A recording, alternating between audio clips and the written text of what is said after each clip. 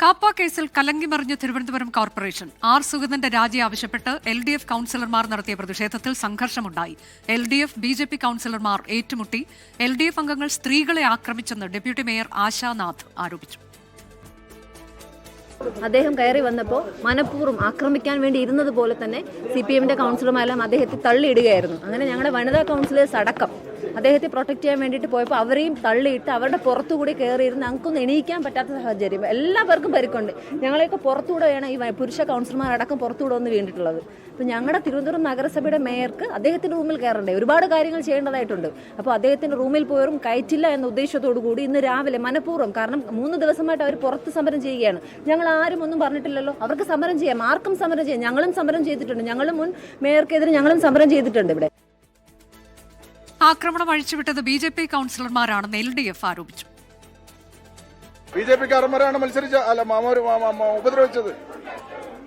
ആ കൗൺസിലർമാർ ഒരുമിച്ച് ഇവിടെ വന്ന് VV രാജേഷ് മേയർ വരുമ്പോൾ അയാളോടൊപ്പം കയറിയിട്ടാണ് ഈ പ്രശ്നം അത്രയും ഉണ്ടാക്കുന്നത്. അവിടെ പോലീസ് നിൽക്കല്ലേ, പോലീസിനോട് പറഞ്ഞാൽ പോരെ ഇവരെ മാറ്റണം എന്ന് പറഞ്ഞാൽ പോരെ, അറസ്റ്റിനോ അല്ലെങ്കിൽ മാറിക്കുന്നതിനോ അവർ തയ്യാറാവുമല്ലോ. പക്ഷെ അങ്ങനെ ഉപദ്രവിക്കാന്ന് പറഞ്ഞാൽ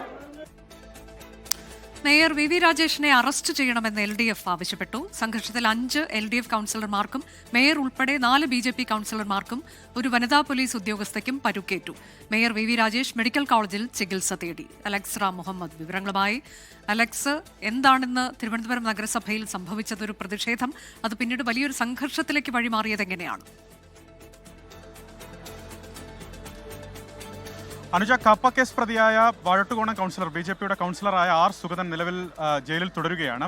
ആർ സുഗതനെ കൗൺസിലിൽ നിന്ന് പുറത്താക്കണം, സുഗതൻ രാജിവെക്കണമെന്ന് ആവശ്യപ്പെട്ട് LDF കൗൺസിലർമാർ നഗരസഭാ കവാടത്തിന് മുന്നിൽ ആരംഭിച്ച അനിശ്ചിതകാല റിലേ സത്യാഗ്രഹ സമരം ഇന്ന് 3ാം ദിവസമാണ്.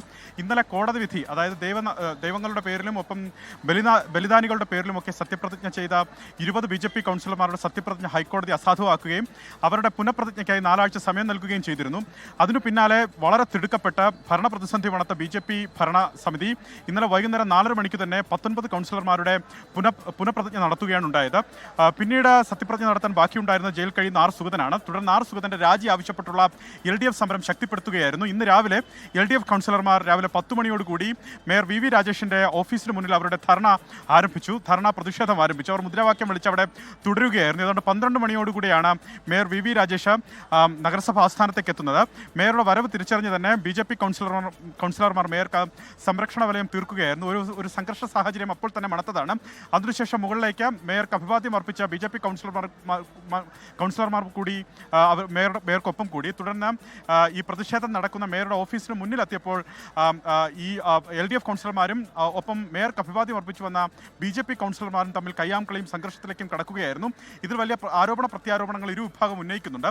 അതിൽ LDF ഉന്നയിക്കുന്നത് മേയറും സാധാരണ മറ്റു ജീവനക്കാരുമൊക്കെ ഈ മേയറുടെ ഓഫീസിലേക്ക് കടക്കുന്നതിന് മറ്റൊരു ഡോർ കൂടിയുണ്ട്. പക്ഷേ അത് ഒഴിവാക്കി LDF കൗൺസിലർമാർ സമരമിരിക്കുന്ന ഡോറിനടുത്തേക്ക് വന്നത് മനഃപൂർവ്വം സംഘർഷം സൃഷ്ടിക്കാനാണെന്ന് LDF കൗൺസിലർമാർ പറയുന്നു. നേരത്തെ മുൻ ഡെപ്യൂട്ടി മേയറും ഇപ്പോൾ വഴുതക്കാട് കൗൺസിലർമായിരുന്ന രാഖി രഘുകുമാർ പറഞ്ഞത് മേയർ തന്നെ മാറട എന്ന് ആക്രോശിച്ചുകൊണ്ട് അവിടേക്ക് അടുക്കുകയായിരുന്നു എന്നാണ് അവർ തന്നെ വ്യക്തമാക്കുന്നത്.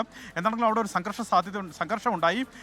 കൗൺസിലർമാർക്ക് പരിക്കേറ്റുണ്ട്. അത് LDF-ന്റെയും ഒപ്പം BJP-യുടെയും വനിതാ കൗൺസിലർമാർക്കടക്കം പരിക്കേറ്റുണ്ട്. മേയർക്കും പരിക്കേറ്റുണ്ടെന്ന് മേയർ വ്യക്തമാക്കുന്നുണ്ട്. മേയർ നിലവിൽ മെഡിക്കൽ കോളേജ് ആശുപത്രിയിൽ ചികിത്സ തേടിയിട്ടുണ്ട്.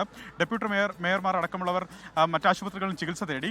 6 LDF കൗൺസിലർമാർക്ക് പരിക്കേറ്റു. അതിൽ ഒരു LDF വനിതാ കൗൺസിലറുടെ തലയ്ക്ക് സ്റ്റിച്ചുണ്ട്, അതായത് 4 തുന്നലുണ്ടെന്നുള്ളതാണ് മനസ്സിലാക്കുന്നത്. അവർ ജനറൽ ആശുപത്രിയിൽ ചികിത്സയിലാണ്.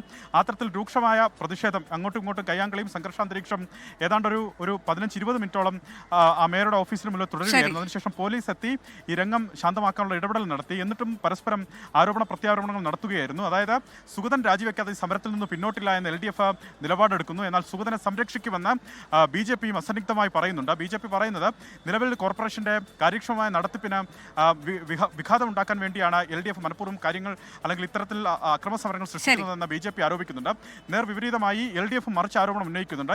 ഈ പ്രതിഷേധം അത് മനഃപൂർവ്വം സംഘർഷം സൃഷ്ടിക്കാൻ വേണ്ടി BJP-യുടെ ഭാഗത്തുനിന്ന് ശ്രമം നടത്തുന്നു. തിരുവനന്തപുരം കോർപ്പറേഷനിലാണ് LDF പ്രതിഷേധം സംഘർഷത്തിൽ കലാശിച്ചത്.